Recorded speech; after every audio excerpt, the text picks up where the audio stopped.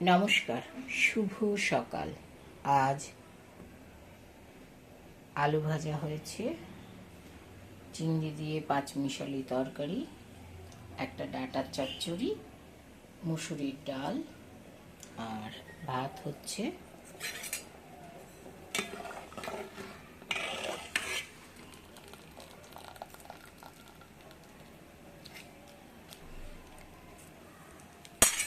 তার সঙ্গে নিম বেগুন হবে। নিম পাতা ভাজা হচ্ছে।